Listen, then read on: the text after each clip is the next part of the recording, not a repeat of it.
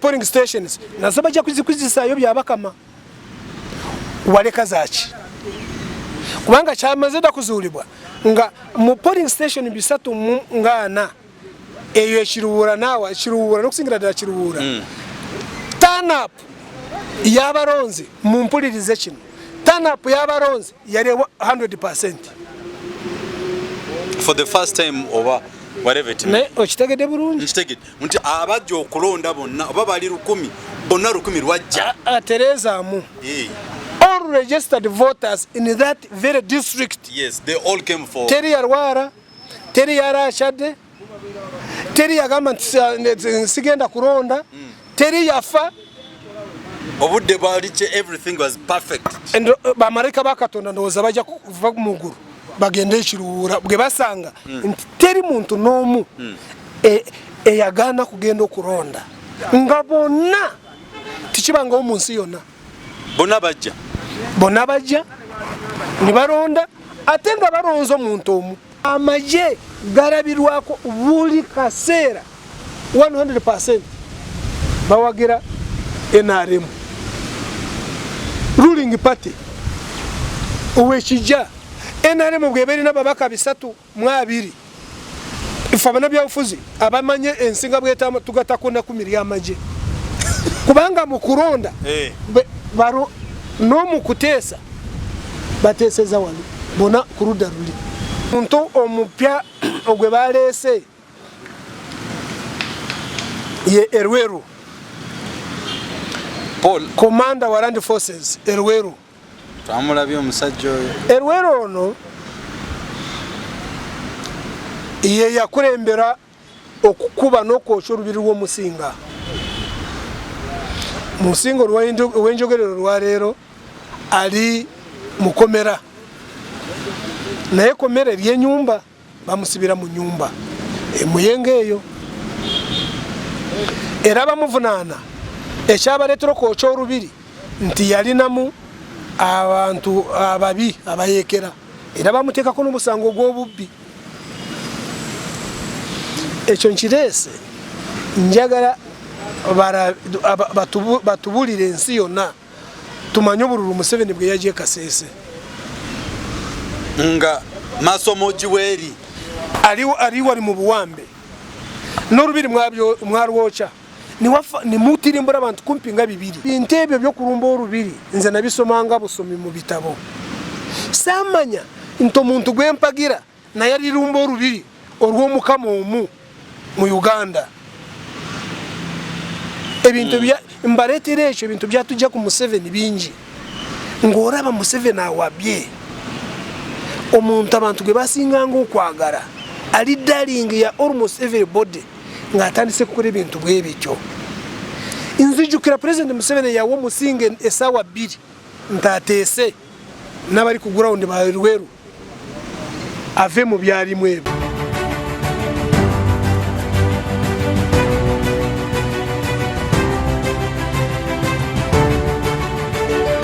Okay, bana Flash Live Channel Uganda tukomye composer fe ku mukutu gwa fe omuganzi mwebale nnyo kutwagala tubebaza nnyo tubebaliza ddala naddala mabali mu diaspora mu Kampala mu East Africa yonna Africa n'okutwaliza wamu wonna ne sabade okwogera. We still love you so much. Thank you so much for loving us. Mwebale okusubscribinga, please invite the friends, relatives to subscribe on our channel because when you give and press that button of the notification such that every program osobola okubeera nga oli updated. So keep subscribing on our Facebook, YouTube, ku Twitter amne ku Instagram. Tukyaliwo ne mu kulya rugaba mu nsi yaffe Uganda. Mu kulya rugaba yeye wayo kusiga nga atusomesa buli kanyomera akabaawo n'ekibaddewo tumutuukira ne twegeyageyamuko. Mabale kutwagala nnyo awamu ne ba guest baffe bonna abalala n'okutwaza mu kulya rugaba kuba ye obudde obusinga tuba naye. Mukya rugaba tukomyeyo nga tukyali mu kwebuuza weewaawo Robert Kyagulanyi yagenze mu court oba submit empapulazi kakati lw'ensonga eyo twewaayo bategeeza buli otusanga mu kulya rugaba buli kiseera amanyi okututangaza mwezi ensonga era bwe tumusangidde wano twegeyageyemuko naffe nga twebuuza mu kiseera kino gavumenti ya Uganda oba parliament ya Uganda esaanidde okubeera n'aba representatives mu parliament munnanga ne balonze abasirikale bagenda okufuna abakiikira mu parliament fo ne twebuuza mu kiseera kino kitegeeza ki newankubadde ne Bobi Wine yagenzeeko mu court ya submit empapulazi Kofi Katuuka mu kubya Lugaba kitegeeza ki okulaba okuno okulonda kwatabuse sebo sibyotya ekisooka nzo okuraba amaje tubadde nga galina ababaka baagwo mu parliament ne abanabyabufuzi kitwali badde twebuuza ku ssaawa y'olwaleero Uganda weetuuse nga n'okusingira ddala twagenda mu kye tuyita multi-party dispensation ebibiina ebingi ebibiina twagenda mu byobufuzi mu bibiina ebingi ebyawayawula mu bantu Uganda lazima ekyetaagisa amaje okubeera mu parliament in a partisan parliament twali badde tulinamu amaje nago nga babaka ba parliament bakiikirira amaje nayo nsi yayo eri eyo kubanga mu parliament timulimu nti gojja kuba neutral kuba kulimba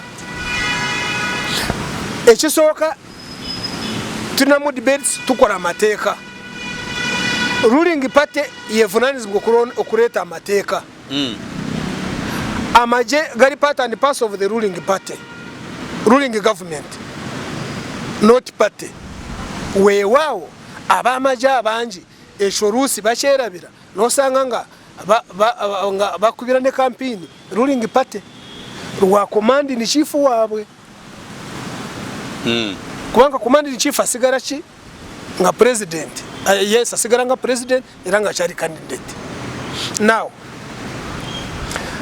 abaturaba amaje sigwe murundu ogusoose okubeera mu parliament ya Uganda mu mulembo Museveni guno muti mulowooza nti kino kyekisoose Obote naye yalinamu ababaka 10 ab'amaje nga bakiikiriddwa ekindeeseza kino kubanga tulinamu ekintu kyetweteeka mu bantu nti amaje gabeeremu ababaka bwe babateesa gabeere informed galeme kufaanagana nagali agawambazi gavumenti nga buli kibeerawo buli kigenda mu maaso nga bakimanyi nga bali informed Obote yabalina bali tibali informed bwaki bamuwamba kati ekyo kyo kikulaga nti amaje tigasanidde kubeera mu partisan parliament mu partisan politics kubanga amaje gagwanga lyonna Uganda People's Defence Forces. You are defending the territorial integrity of Uganda. You are defending us all without discrimination. Naye bwe mujja mu parliament mujja kuteeka oludda mujja kweteekamu oludda kubanga mulimu okulonda. In fact amateeka agasinga obungi bakuba akalulu oludda oluvuganya oludda olufuga. Amaje garabirwako buli kaseera 100% bawagira NRM ruling party owekijja NRM bweberi n'ababaka 320 ifa banabyabufuzi abamanye ensinga bweta tugatakona kumiri amaje kubanga mukuronda baro no mukuteesa bateeseza wano bona kuruda ruli kino kindeeseza kino bintu nga bibiri ekisooka president nga abayozayoza okulondebwa yagambye ebintu bibiri ekisooka nti bo babeerenga listening posts nti bawulirizenga buwuliriza listening posts ekyobulimba obwo bwe bulimba bwenjagala ku dismantlinga singa ogamba bo nti barondenga bo tibateesenga awo kale kyoyogera kyali baddewo naye listening post ate nga agenda kulonda ate mu parliament abagenda kukola yoki mu parliament ate abagenda kukola yoki n'okuteesa bw'abanga tateesa ku bintu ebiri hot patent issues of the government. Yes. So ekyo nakyo kyabwewusa kyakutulimba kyakutuudwikinga si bwewusa kutuudwink just okulimba abantu kubuzaabuza abantu now amagye mu kulonda kwabwe narabye omukulonda for the first time nga basudde eri tumwine kasooka parliament enebeerawo eri tumwine abadde tava mu parliament lwa abadde alondebwa amagye ajja abakiikirire omukulaba okwange babadde bamulonda because of some historical facts ng'emu ku ezo ate nga y'amaanyi nga tumwine mu byafaayo lyegye NRA ye yasooka okukuba esasi nga balumba Kabamba eri tumwine kigambibwa n'obwosoma mustard seed ya President Museveni era yasooka egyemanyi eyokubiri sigimanyi nga bayingira Kabamba bali Murole gye baalimu abasinga obungi bali mabega bari 27 bali Murole bali emabega ne tumwine engeri ye gye yalina Rwanka mu kiseera kye yali lieutenant ng'avudde mu magye gano ga Liberation Army aga Uganda Liberation Army kati ye yali lieutenant yari atudde mu maaso nga alina ekyambalo ky'amagye nga beetise bali bwe batuuka mu Kabamba banyage mundu zonna ezaaliyo balumbe Amura yaliyo nga bakizudde mulimu emundu z'amaanyi ze baali baagala okuwamba. In fact bagendeyo ku machanyo nga n'abajasi bakyali ku parade eyo omwe yabalimu nga abaliddemu olukwe naye nga akolera bano omuye jeje Odongo katolwa leero ye Minister of Internal Affairs aho yaliwo nga ali mu bali yes era bamulekayo naye nga y'omu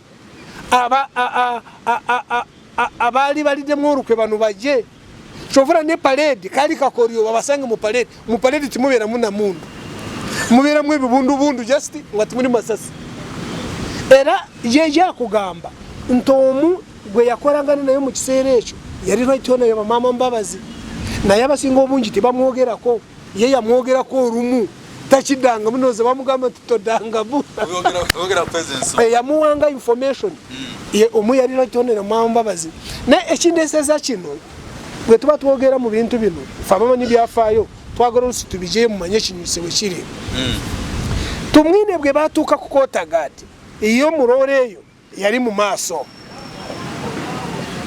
bwe batuuka ku Kotagati ne basangawo omusirikale tumwine nayogera naye nga bagamba tubalete tuleese emmere Role kate ori yali kurutu ono lieutenant bo barowooza ntajja kumugulirawo obugulizi bagende kurutu n'aganda he insisted ng'ayagala nabyo kiriki ekiri Murole enumere y'anabakyeno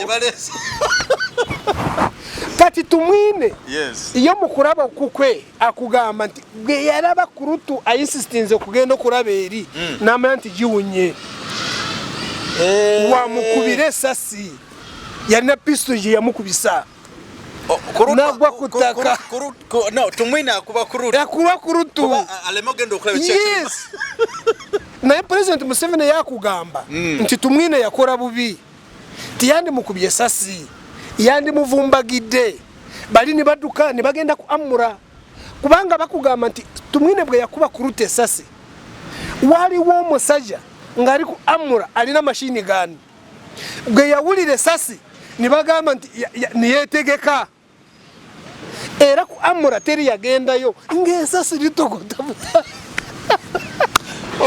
kubanga yawulira bwe yawulira niyeetegeka namanyi nti waliwo ekiguddewo niyeetegeka so tibasobola okugenda mu Amura okubayo emundu ziri ze baali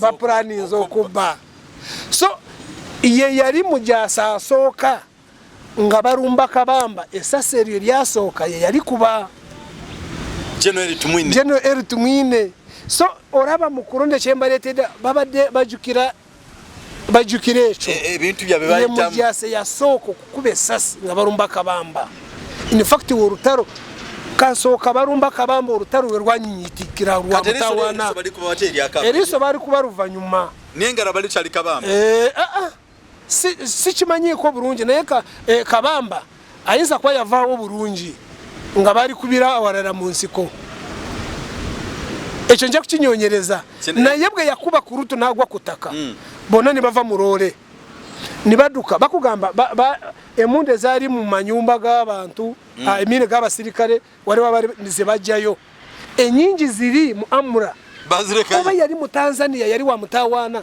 yaraba mazeewo kubanga baba abasirikare bari ku parade bona baduka atona onakorachi kubanga timuli na mundi zirimo amasasi kati bali ni baduka ni bayoyora mu bubundu bwe bali balina owa amura yali tasobora kuvayo nabali bali tibasobora kudukira ku amura baba gwikiriza bugwikiriza ni baduka ni bekweka ni bakorachi naye rweka ya rwekinga na gundi yali mujeje odongo yali mwawo ni baje ubundu bwe bajayo yes sam kigambe waliwa abafuna obuvune nene bavayo bonna teri yatibwa ne bade munda abantu 27 ze munde zarumba kabambe zo wulira 27 guns bo bari bazirina nga bagenze so Tumwine orwalero wenjogerera ka historical fact and event nze kengamba nti kateranga nyo kumwisawo kuruno bamukubye naye ndowooza kyamulete do kumukuba kubanga nabo bakuba sebo mukuba kampini abamuni bakuseketerera mukuba kampini defense council babayirawo bangi kati Tumwine ye minister wa security mu government ya Uganda kati bayinza kuba government nedda gwe nubwo otabera MP uri ex official kati kikujeko wabura wandi bawona factors endara Tumwine umuraba arrogance ye ayinza kubana campaign kati kuruno yagikoze bubi engeri jari arrogant nanti shoot that banga singa bagendede kwecho ate Katumba minister ya former army command is immediate command in fact David yajawono naye ex official yari bade ex official singa te bamukora MP gobera minister obera ex official erobera obera mubaka mu parliament abantu abamuti bakimanyi no kurayira era nawe sento zifuna za mubaka ezo ziweze motoko bazaki ngoli mu parliament naye kino nakyo kankibabulire bwobera omubaka mu parliament ngoli w'amaje tofuna misari ebiri ofuna gumu mu mateeka ga Uganda obadde okimanyi ofuna omusaara gumu gwe kyokora osarawo nsigare n'ogw'amaje oba gwa parliament abasinga obungi batwara ogwa parliament kubanga gwe guzito gwe musava buli muntu asarawo omusava wabula kye basigaza nga batwara nga bafuna allowance ate mwana wateze ezisinga obungi allowance ezisinga omusaala Uganda zab ekyokubiri omuntu omupya ogwe baleese ye Erweru Paul Commander wa Land Forces Erweru twamulabye omusajja oyo Erweru ono ye yakulembera okukuba n'okwokya olubiri lw'omusinga musingo lw'enjogerero lwa leero ali mukomera naye komera ery'enyumba bamusibira mu nyumba emuyenge eyo era bamuvunaana ekyabaleetera okwokya olubiri nti yalinamu abantu ababi abayekera era bamuteekako n'omusango ogw'obubbi ekyo nkireese njagala batubulire ensi yonna tumanye obururu Museveni bwe yagiye Kasese nga masomo jiweri ali wali mu buwambe n'orubiri mwarwocha ni mutirimbura abantu kumpinga bibiri in that very scuffle.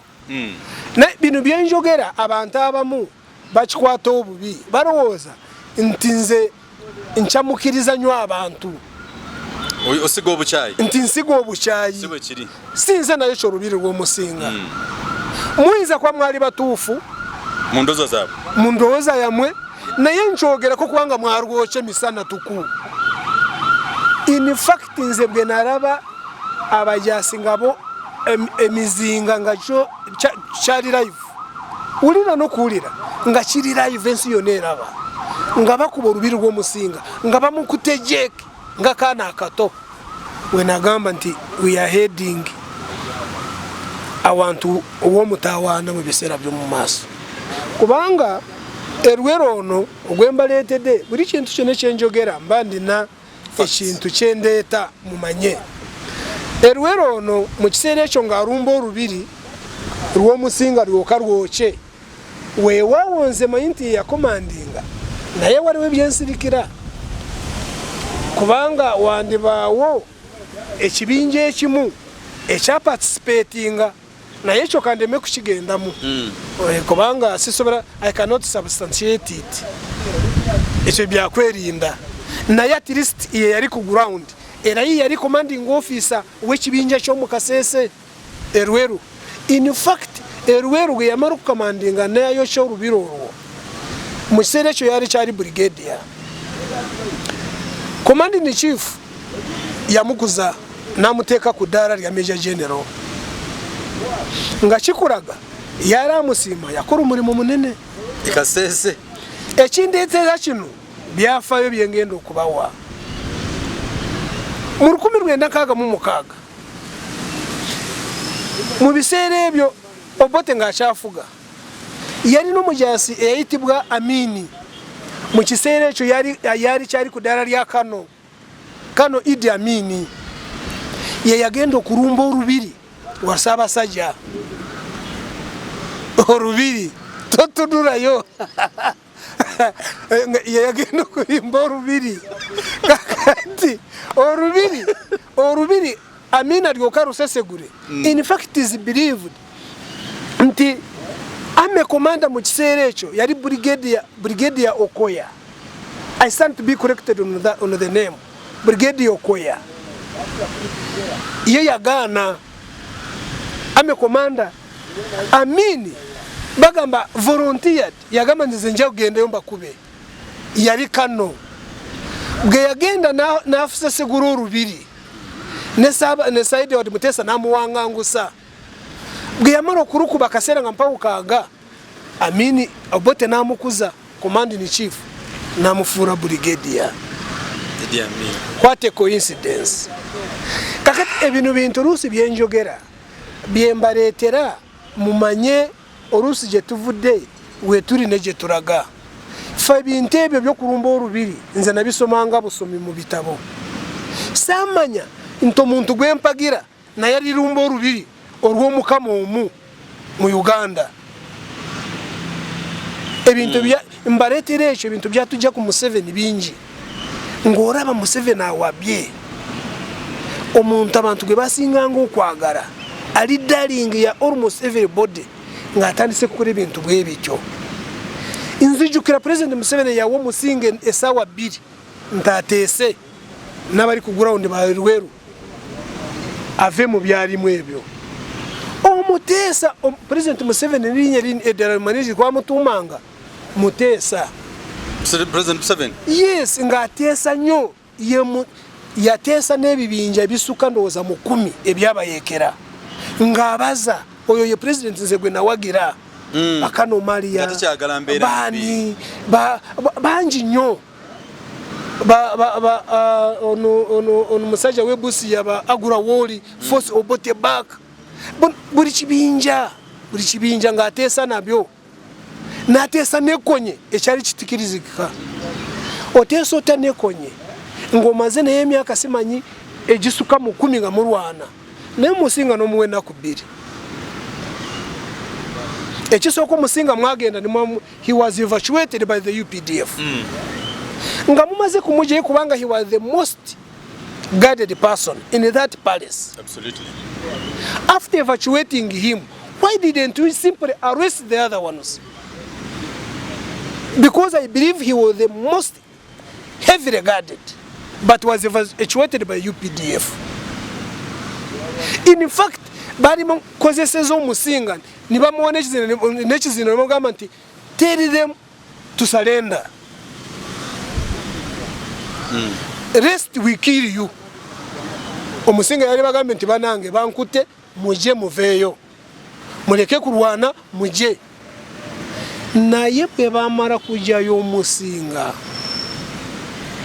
nakatambi nkaraba mu mutwe gwange nzujukira ndabo omuyonga omuliro waguru emizinga ne helicopter gunships nga ziri waguru orubiri rw'omusinga nibaruteeka kutaka abana abakuru bona oruvanyuma kati binu bwembyogera abantu ba NRM bo bagamba nti kati ndeta byaki oleta history ndeta history muyige mulimenka kudamu kugwa mu nsobe ndara eje muraganze ndaba yosi wa mulembe ngo musajja omukuru. Yes, ndabye bingi njagala namwe mujukire chovura UPDF si sobera kwa mantincha wa UPDF banu baganda bange banu batata bamama ncha no mutima gwange nchiraba UPDF tina bakononeka okutuka wara ntite kyasobora kudda mulemenga kujiwe biragiro ebijita. They need the hand of God. Yeah, no get the hand of God definitely yesoka. Na yebiragiro baba waba commanders basiniye commanders. Muba nibatan UPDF ne yitaba mu kusekura abantu emigo. Mu kukora UPDF cyayibwa nyo. Kuba nti UPDF ne cyayibwa no kusinga ne police. Abantu je baje mu bwesigedda. UPDF cyayibwa no kusinga local defense.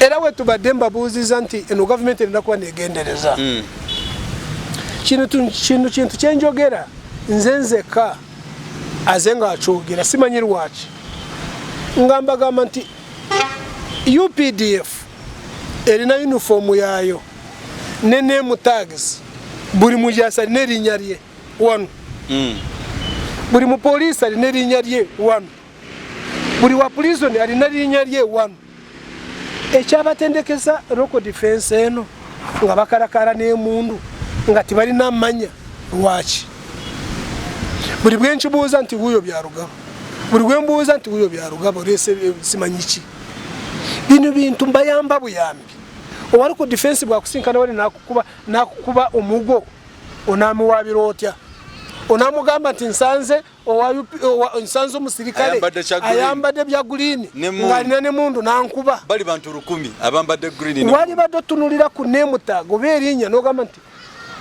kalemire ye yankubye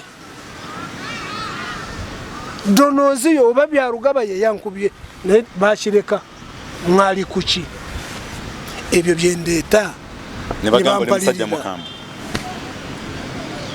akati mikuru yaruka echo kubiro murara gwe balese Major General Henry Masiko. Major General Henry Masiko yomu kubasirikare abamanyi emisomo y'ekijasi. In fact yomu abade mu gwanga lyona nga yigiriza ngoje ko muchaka wari program je bari bayita patriotism kati gwe omusomesa mu secondary mu university si wa secondary umuntu mukuru munange doctor osomeza mu university yabade atambura nga asomesa abana patriotism oba okwagala egwanga lyabwe. Absolutely. Wow faba mutwari nangwa ebibuzo nga tugamba nti nedda omuntu okwagala egwanga lye tikyetaagisa kumusomesa okwagala egwanga lye Kiraga kusomesa kwagala nsi yo. Wabula okwagala eggwanga lyo abakulembeze bye bakukora. Bekwagaza ensi yo n'ebigibeeramu. Tojja kusosora, tojja kubba eggwanga n'oyogeriza omuntu patriotism. Tojja kubba ettaka ly'abantu nti are you patriotic? Ettaka nditutte. Ngalinga mu buwambe ettaka ndi tosobola kukola bye wakola Kasese omusinga abakonjo n'obayigiriza patriotism. It is hard. It is very, very, very hard. Wabasomesa okuchawa ensi yaabwe. In fact, the government ene byekora ekole abantu okuchayise okuchawa ensi yaabwe. Okufuna obuchayi eri ensi yaabwe. Yes. Kati ngabano abajasi abawamba abantu na drones. Abantu ayinza kwagala ensi yaabwe. Kiba kizibu nnyo. Omukyala asigadde wakanga na mwandu. Omusajja asigadde wakanga bamwita semwandu. Oba. Ngo omukyala wambiddwa, omwama wambiddwa, abayinza kubayigiriza patriotism oba okwagala eggwanga lyabwe. Kiba kikambwe nnyo. Ekyo oyo muleese kubanga ndabye bamuleese. Bamuleese, yes, I know he's intelligent, amanyi kwogera, the man can talk, can debate, naye mbawe ebintu bye baze nga bakora. Okay, nga balina kukyusaamu. Nekirala mu constitution yaabwe Ame Code of Conduct, Ame Act, mu UPDF Act, kirabika nabo balinamu kintu ky'abakyala balonzemu abakyala basatu. Kirabika nga mu babaka 10 teeka munakuteeka mu basatu abakyala. Women representative under the Code Act of the military. Ebyo mbyogera nti amagye gaffe muraba nti nkyayagala ejje lyange nkyalyagala. N'ebigendererwa byabwe byali birungi. Bwakwamuwawo ebiragiro ebikyayisa abantu. Ebibaletera obukyayi. So oba kumageza badde beetereze bakomewo. It's not too late. It's not too late. Ejje lyaffe lisobola kudda ku nnono. Eri amagye gye mwali mumanyi eri eddaliri. Yes. Nakugamba kwedda nga tukya debatinga. Nduddeho nga debatinga mu studios muki. In fact no ku machanchi race. Nga ndi ku BBS. Nabagambye nti eddanga twalina engombo. Nti mu kifo ky'okusinkana omupoliisi osinkana ow'amagye. Eyo ngombo yavaawo. Njagala mu abajasa baraba omukutu guno mulwane bwezizingirire muzewe engombo eyo. Sigambye kulwana nga mukubagana ekyenjogera mukimanyi. Yes. Mufube nnyo mwezi obujja. Kyo kigambo ekituufu mwezi obujja. Abantu babakyaye banange kambabuulire. Bakule kisoboka kyonna. Yes, it's not too late. UPDF of those days ekomewo mu kaseera kano. Ekomewo yatandika kwonooneka kumpi mu 2011. Nze we narabira UPDF ng'ewabye nga waliwo ekwekalakaasa kwa walk to work. We natandika okulabira UPDF alongside ne police nga basekula abantu emigo. Basekula era nabuuza nti banange ekyo kibuuzo nakati kyakibuuza. Tere yaranzizeemu muntu ki ayagala naye okuleeta ejje lyaffe nalyo lyoneneke balikyawe nga poliisi eno. Wewa kakati mukulu bya Rugaba Uganda ogisomeseza ate okyagisomesa. Era twebaliza ddala. Kakati omulamu gwaffe tuliko nti n'amagye gamaze dde okwerondamu gagenda funa babakiikira mu parliament. Yes. Kakati ekintu ekyo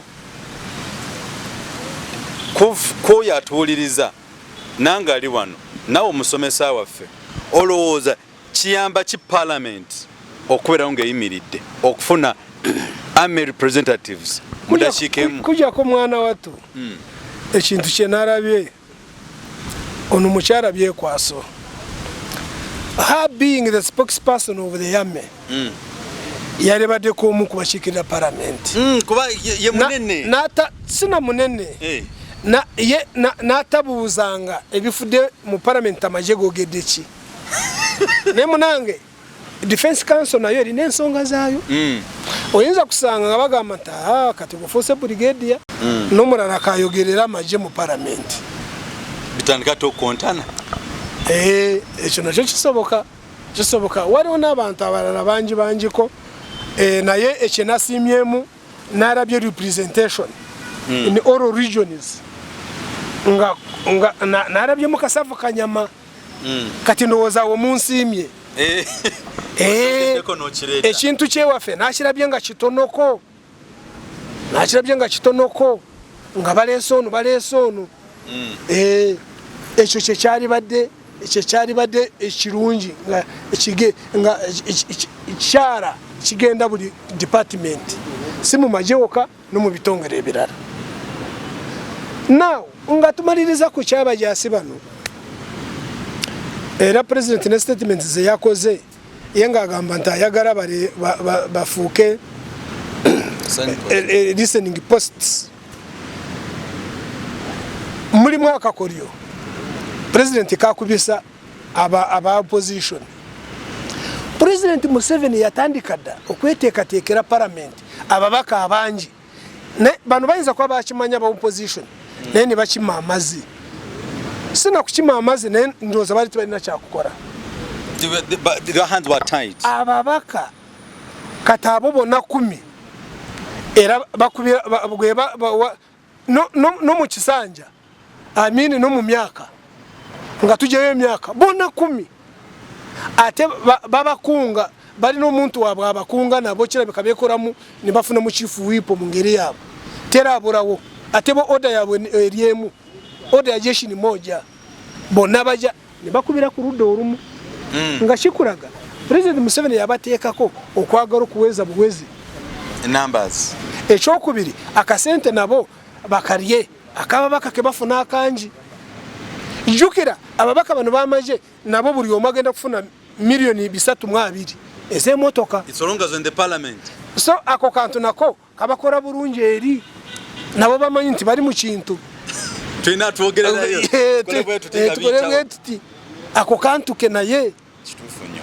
Ekitegeeza mukulu Rugaba bano the 10 plus baba begase kwali aba NRM. Aha bwobo baraba bakaba NRM Biblia 3 bagate ku 10 kubanga buli kuronda batekwa kuba wali kino nkirese mwalimu omu kubabaka bamaje in fact bali babiri omu bamuyitanga Kano Boogere nga tukyusa eteeka ly'okujjeko mu kubisanja term limits. Kano Boogere yali amwogeza yali akiikirira amaje mu bante 10. Kano Boogere yaganda kwagira ekisanja okujjaweko mu kisanja naye okugana okuwagira ekomo ku bisanja ibamubonyabonya omusajja oyo yava mu maje nga akyali Kano. No deployment nabera ku katebe ku decision yakora. In fact he never voted, he only abstained. Naye nga bakitegedde nti tayagala ki bajeweko mu kisanja. Owokubiri yali general yali lieutenant general Tumukunde also was forced to resign from parliament. Nga kubani ni chief amugamba lekulire yali omu kubashikirira amaje nga amaze kwogera ebintu bikwatagana ne politics ku radio ku CBS. In fact yabyogera ku CBS aho ne bamuforcing nti no lekulira ngoto kyasanide ku chikirira amaje. I stand to be corrected on that one. Okay. So ebintu ebyo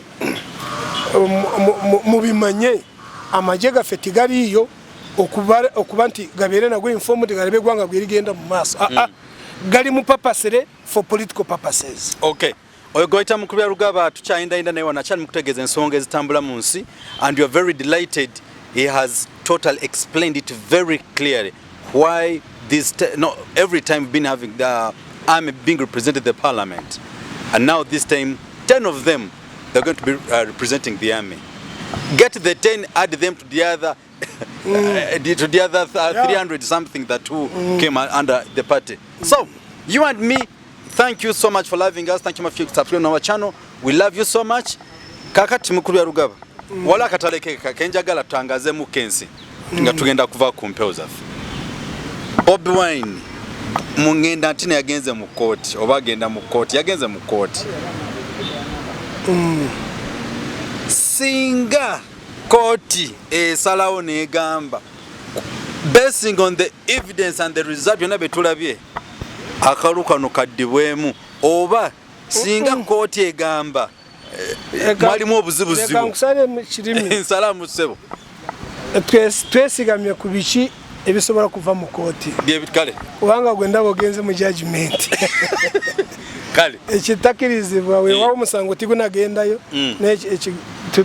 twesigirawo biki ebigenda kuva mu kooti gyagenze ebiriraikire nze mbiraba mu bwangu gavumenti okuswala neswaruuka era abantu bagenda kumanya nti kasooka tubeerawo mu mulembe Museveni ng'ogaseko n'ogwa Obote ogwalimu okulonda titufunangako commissioner w'ebyokulonda chairman wa electoral commission atukoze bubi ng'ono byabakamu ekibangako ba commissioners abo tulina kubegendereza. In fact kyagolanya kugendako mu kooti kujja kwongera okuwa right ababaka bonna bagenze mu parliament nteteeka ly'ebyokulonda n'okusingira ddala okulonda kwa chairman electoral commission kukyusibwemu alimenga kulondebwa candidate president ate nga ye candidate. Ekyokubiri nga kizuulibwa nti electoral commission chairperson yaweebwa obuyinza obungi ng'alina okukola oluusi nga bw'ayagala nga bulijjo era ekyo ndowooza kibayigiriza. Ebintu ebimu ebibeerawo biyamba abantu abamu okwekengera n'okulaba nti kino kyali kikyamu. Si kiwa nti tufunye president omulala en constitution bayinza yonna kugisuula mu kasero yonna nitutandika empya. Why? Abakola constitution bakola ensobi, oyinza kugiyiza ensobi oba it was maybe an oversight waliwo ekintu kibataaraba naye bakola constitution nibeerabira kimu nti balifunako dictator asobola kuzanyisa constitution nga ddole. Kati yo bagikola nga balaba president Museveni nga bamulaba nga malayika w'oku nsi. The man was wonderful, the man was good, he was a very good governor. Mu biseera ebyo ng'ajja mu myaka egyo 10 egyasooka nga Museveni alina obuganzi era Museveni yayogeranga n'agamba nti nsobola otya kufuga eggwanga abantu ne baburanga nga simanyi nga Museveni yabyogera era bagwe babuuziza Nduguru Hakana Rugunda nti abantu ababuzibwawo omanye ababatwana tabuliranga nako ng'akuba kiri ekya Museveni kyayogera luli. Nze nkola analysis yange nti Rugunda okuba kiri naye Rugunda ayinza kwanga tategedde kyeyayogedde ekyo kitegeeza Prime Minister, the leader of government business novaayo n'ogamba nti nze abatwalibwa sibamanyi. That's news. I've just had it for the first time in parliament. A full prime minister of the government. Ojeeko kubeera prime minister, he is the leader of government business. Prime minister abeera muntu mukulu nnyo yafuga eggwanga kumpi. Buli lunaku yalina okulaba kiki yalibaddenga kaliisoliiso n'ogamba ekyo yalikoze waligamba nti tukinyonyerezaako kati. We cannot accept our country to slide to that extent, to that level. They should be submissive. Nga yekangabiriza. Yes. They should be submissive. Yali badde yekangabiriza nagamba nange nkiwuliddeko naye nowenjogerera abantu bange bali ku ground twagala tumanye bano bantu ki nga wekangabiriza. Full prime minister nogamba tolina kyomanyi kyobula banasese omuntu gwembadde naye mu studio nga RDC ng'agamba nti abawambi bw'abantu baabwe mukwate esimu yange era namubuuza nti prime minister watategeeredde nanyini kintu abantu ababeera nange mu studio mujja kubonaabonanga bakwate esimu yo obabuulire nti kubanga ogumanye ba security prime minister n'atabamanya gwe bamanyi ng'olaba kweyisaawo bweyisa. So ebyo twogera mu kalulu kano sorry mu musango guno tugenda kulaba mu okuswala okutagambika okutabangawo ku ludda lwa government ne electoral commission chairperson n'abantu be n'okusingira ddala nga commissioner wa ICT agenda kutekebwa ku ninga etagambika kubanga yavunanizibwa ku transmission ebijja wabijjawa internet yali shut down eyo system gye mwayitamu yagenda okunyonyora barabe oba yali transparent as far as okuronda bwe kwali kufanagana kubanga you must be transparent, you must hold a free, you must preside over a free and fair election.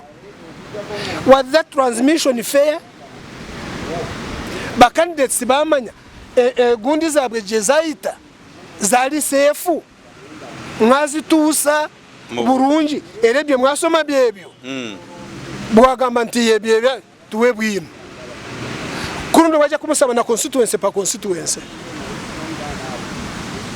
ku constituency yaje yomeka cyaguranye mu district yaje yomeka timucyari kati ebyo kugamba nti percentage yenu jensomye ne Kampala mweri ne Masaka mweri kurundo tubaje kubuza ngo kati byabaka manjaga rode muke wadamu bagambe nti ze engeri nakora mu ebintu byange nze manyi mukogeri mukubya rugaba omanye byogera bisomese gwanga byasomesa na bali mu regime nafa baliwo nachagalo kwebuzaako gwe azenga Mr. Byarugaba bya Katonda Byarugaba mu Ruganda bya Katonda nachanjagalo kwebuzaako mu Ruswahili bya Mungu kale Mr. bya Mungu aho tuga Ruganda bya Katonda kale Mr. bya Katonda kuba Mr. Byarugaba mu rwe waffe nja kwebuzaako gwe ngo omuntu do you have a feeling into Bob Wine got better the results zibamuwa zali more higher than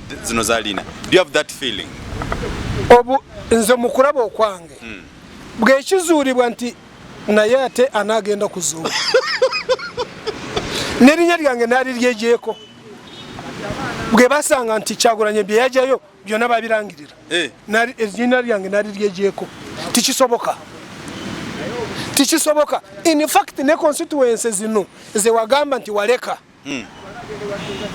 polling stations nasaba ja kuzikuzisayo byabakama waleka zaki kubanga kyamaze da kuzulibwa nga mu polling station bisatu ngana eyo ekiruwura nawa kiruwura nokusingira da kiruwura turn up yabaronzi mu mpulirize kino turn up yabaronzi yali 100%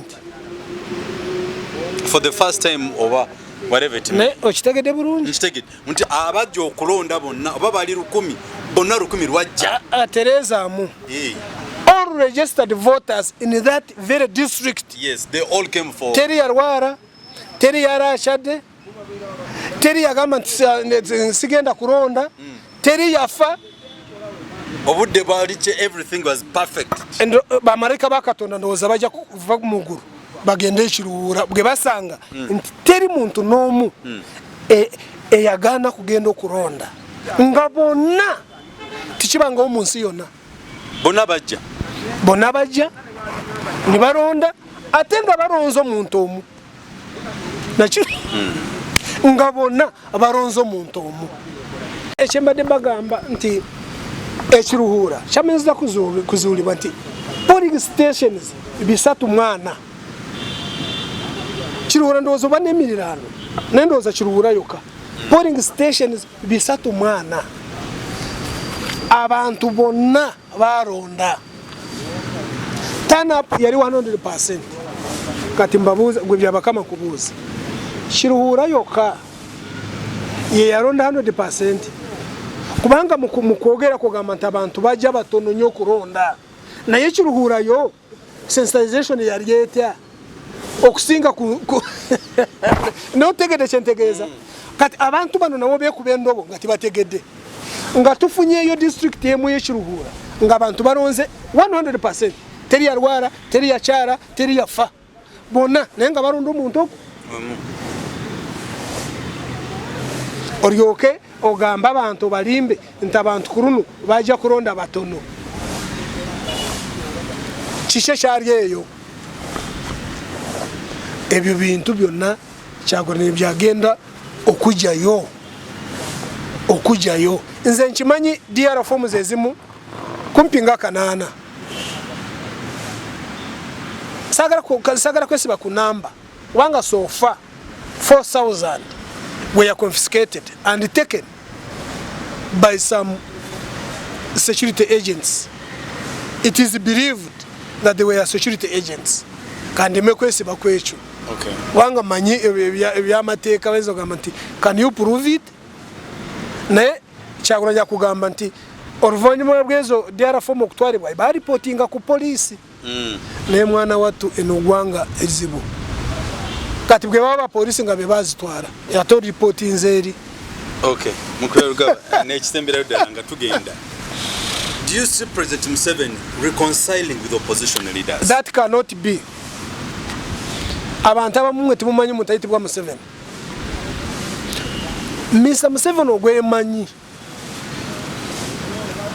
okuri reconcilinga n'omuntu nga bari ku round table ayagara bere ku table ku round table ngo gwatesa na afukamide mutaka abo bari bajya kutesa aho mujya kutesa burungi niyo kwera ku table yemu nenga around table mutese no Mr. Museveni echo chikafuwe nabade nabade ka historian yatesa ngana bali bisanga yitwa na mutese echemba gamba oyo gwe nali manyi onusimu manyi ono tasobora nayo oli owedda ate no wedda ero kutesa yamaranga kufungiza nagamba kajangu tutese nangu kati jangu amanyika ku yes era bo nabakonye yari amaze kubafuvugaza chovora kugamba banange tuli neje government enungi yari badde kwata ejerino netariteka mukasasiro nitusigaze ejeri yafe lyamanyi byari badde bina discipline eyamanyi je mwajijako bwachi okimanyi nte byafayo byamaje kumpi president ajabade ajane jeri ejeri yamin ejeri ya obot ejeri ya rutwa kati narino rugenze ejeri ya Museveni na yeza chenda ba kujeri tirina bakugenda nyo disha inayo akasera yes akalongose ebintu somebody can tame it ekisingo obukuru ere kirungi abasingo obungi basomye guno gwe mulembe in fact ebintu ebimu gwakwa Museveni tachali nabamwogerera guno gwe mulembe gwe tusinzo kufuna amaje nga gasomye nyo abana baba basomye nyo bategeera mangu simanyi ababana bafa abasomye nyo bwakibasirise ebintu bino nga bigenda mu maaso nga babiraba simanyi ababana simanyi ono mwana ono musajja ono General David Muhoozi nabara mu koti nga wobujurizi bw'emyaka ngo muraba the man is very bright ngo je ko binu bya collective responsibility ba mekere bikayemumira ngo rabo omusajja omugezi ategeera ejirinu David Muhoozi okufanaga na bwobweriti nirichayibwa orirudawa mukwebwa basibula abatulaba abali ku mukutu the flashlight channel Uganda abatulaba mbasibude mikwano jaffe tubaramusiza ababereyo ba mu America Bungereza Canada Sweden Australia Takewa Abu Dhabi abari musizo boza abawarabu banje abari ba programen bageza ko Rusi no sanga ku Facebook ngo Rusi ate imwe kambaburire bwe mubereyo ngo orabone taganyo Orusi bampa request ate request ezisingo obungi banange nange munsasire nsanga ko nga bitano ngameka kizibunyo okuzi atenze buri gwe confirming nsoka kugenda mu profile ye no metegereza ndabe so Orusi kinzibuwarira bwe muranga sibagize Orusi ngwari ise mu inbox yange